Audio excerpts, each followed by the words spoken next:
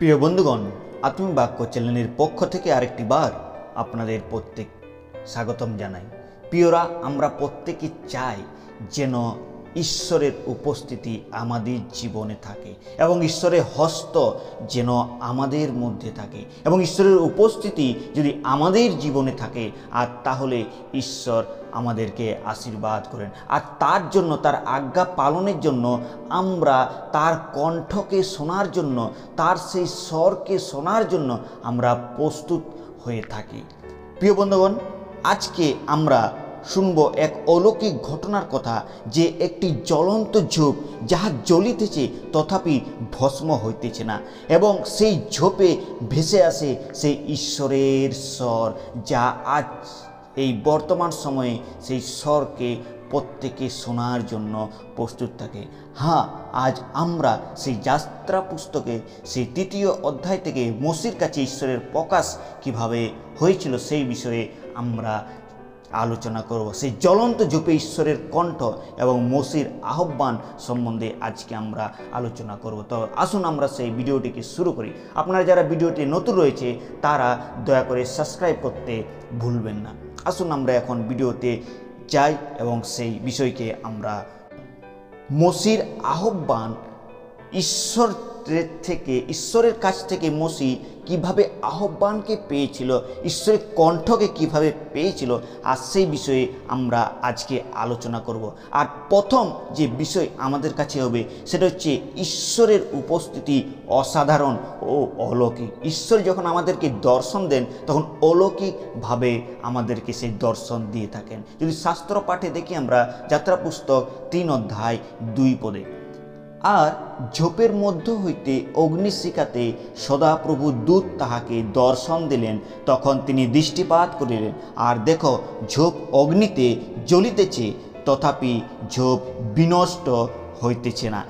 প্রিয় বিশ্বাসীরা, ঈশ্বরের উপস্থিতি সবসময় আশ্চর্যভাবে হয়। ঈশ্বর যখন আমাদেরকে দর্শন দেন, তিনি কোনো চিহ্ন বা তিনি আশ্চর্য কর্ম দ্বারা তিনি আমাদের জীবনে দর্শন দিতে থাকেন। মোশির জীবনে যদি আমরা দেখি, মোশি যখন সেই পাহাড়ের পাদদেশে সেই মিদিয়ানের মরুভূমিতে মেষ যখন চড়াইতেছিলেন, আর তখন তাহার দৃষ্টি পড়িল এক অদ্ভুত সেই দৃশ্যের প্রতি। একটি ঝোপ জ্বলিতেছে কিন্তু পুড়িয়া যাইতেছে না। এই ঘটনার মাধ্যমে ঈশ্বর দেখাইতে চান যে তিনি প্রাকৃতিক নিয়মের উপরে আছেন, প্রকৃতির পরিস্থিতির উপরও তিনি রয়েছেন। আর ঈশ্বরের কাছে সমস্ত কিছুই সম্ভব। যাহা আমাদের কাছে অসম্ভব তাহা ঈশ্বরের কাছে সহজ। এই জ্বলন্ত ঝোপের দ্বারা আমরা যেন বুঝে নিতে পারি যে ঈশ্বর আমাদের অলৌকিক উপস্থিতির দ্বারা তিনি আমাদের সঙ্গে দর্শনকে দিয়ে থাকেন। দ্বিতীয় বিষয় যেটা হচ্ছেন, ঈশ্বর আমাদের নাম ধরে ডাকেন। মোশি যখন সেই জ্বলন্ত ঝোপকে দেখলেন, ঈশ্বর তাকে নাম ধরে ডাকলেন। ৩ অধ্যায় ৪ পদ। কিন্তু সদাপ্রভু যখন দেখিলেন যে তিনি দেখিবার জন্য এক পার্শ্বে যাইতেছে, তখন ঝোপের মধ্য হইতে ঈশ্বর তাহাকে ডাকিয়া কহিলেন, মোশি, মোশি। প্রিয় বন্ধুগণ, এখানে আমরা দেখতে পাই যে ঈশ্বর সেই মোশিকে ডাক দিচ্ছেন। প্রিয় বিশ্বাসীরা, আজকে ঈশ্বর আমাদেরকেও ডাক দেওয়ার জন্য প্রস্তুত রয়েছেন। ঈশ্বর আমাদের প্রত্যেককে ব্যক্তিগতভাবে চেনেন এবং জানেন। কেবল তিনি জনসাধারণের ঈশ্বর নয়, তিনি আমাদের ঈশ্বর, তিনি আমাদের উদ্ধারকর্তা, তিনি আমাদের মুক্তিদাতা। তাই তিনি আমাদেরকে আমাদের নামকে তিনি জানেন, আর তিনি নাম ধরে আমাদেরকে ডাকেন, কারণ তিনি আমাদেরকে চিনেন এবং জানেন। যদি আমরা যিশায় ভাববাদীতে যদি আমরা আসি, আর যিশায় ভাববাদীর 49 অধ্যায়ের 16 পদে যদি আমরা দেখি, আর সেখানে সেই কথাকে লেখা রয়েছে, দেখো আমি আপন হস্তের তালুতে তোমার আকৃতি লিখিয়াছি, তোমার প্রাচীর সর্বদা আমার সম্মুখে আছে। আমাদের আকৃতি ঈশ্বরের হাতে রয়েছেন, আর তিনি আমাদের প্রত্যেককে চেনেন ও জানেন। তৃতীয় বিষয় যেটা হচ্ছে, সেটা মোশি যেটা দেখেছিলেন সেখানে, সেটা হচ্ছে ঈশ্বর হচ্ছে পবিত্র।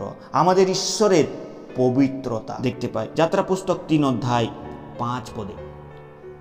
তখন সদাপ্রভু কহিলেন, এই স্থানের নিকটবর্তী হইও না, তোমার পদ হইতে জুতা খুলিয়া ফেলো, কেননা যেই স্থানে তুমি দাঁড়াইয়া আছো উহা পবিত্র ভূমি। এখানে আমরা দেখতে পাই যে পবিত্র ভূমি কিভাবে সেই ঈশ্বর তাকে বলছেন যে এটা হচ্ছে পবিত্র ভূমি। ঈশ্বরের উপস্থিতি যেখানে থাকে সেই স্থানেই হচ্ছে পবিত্র, এবং মোশিকে সেটা তিনি জানিয়ে দিলেন যে তোমার পায়ের যে জুতোগুলো আছে সেগুলো তুমি খুলো, যেন ঈশ্বরের কাছে সে আসতে পারে এবং ঈশ্বরের নিকটবর্তী হতে পারে। প্রিয় বিশ্বাসী ভাই বোন, আজ আমরাও ঈশ্বরের নিকটবর্তী হতে চাই। ঈশ্বরের নিকটবর্তী হতে গেলে আমাদেরও প্রয়োজন রয়েছে তার কাছে প্রার্থনাতে সময় কাটানো এবং অন্তরের পবিত্রতাতে জীবনযাপন করা। যেরকম প্রথম পিতর তার 1 অধ্যায় 16 পদে যেরকম বলা হইয়াছে। প্রথম পিতর 1 অধ্যায় 16 পদ, কেননা লেখা আছে, তোমরা পবিত্র হইবে কারণ আমি পবিত্র। আমাদের ঈশ্বর হচ্ছে পবিত্র, তাই আমাদেরও পবিত্র হওয়ার প্রয়োজন রয়েছে। চতুর্থ বিষয় যেটা আমাদের জীবনে খুবই গুরুত্বপূর্ণ বিষয়, সেটা হচ্ছে ঈশ্বর আমাদের দুঃখকে তিনি দেখেন। ঈশ্বর আমাদের দুঃখকে দেখেন এবং দয়া করেন। 3 অধ্যায় 7 পদ।